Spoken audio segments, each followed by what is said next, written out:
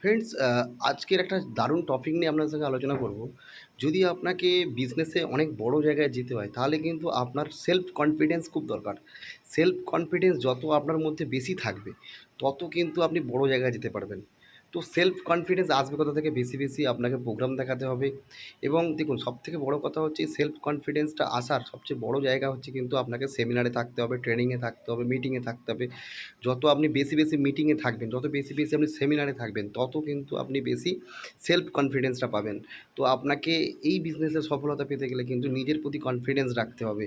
জীবনে up and down থাকবে, কিন্তু আপনাকে নিজের কনফিডেন্সটাকে কোনোদিন লো করলে হবে না।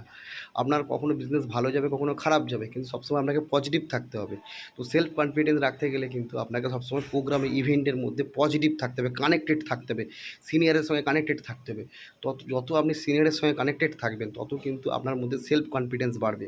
আর যত আপনার সেলফ কনফিডেন্স বাড়বে, তত কিন্তু আপনি বড় জায়গায় যেতে পারবেন। তো সেলফ কনফিডেন্স রাখাটা কিন্তু খুব দরকার। এই ব্যবসায় সফলতা পেতে গেলে আপনাকে কিন্তু সেলফ কনফিডেন্স রাখতে হবে। সেলফ কনফিডেন্স কোনো দিন আপনাকে ডাউন করলে হবে না। দেখুন, ব্যবসা মানে আপ অ্যান্ড ডাউন থাকতেই পারে, কিন্তু তার বলে আমার জায়গা থেকে কোনোদিন আমি উইক ভাববো না। আপনাকে সবসময় ফিল্ডে থাকতে হবে, প্রোগ্রামে থাকতে হবে, তাহলে কিন্তু আপনি অনেক বড় জায়গায় যেতে পারবেন।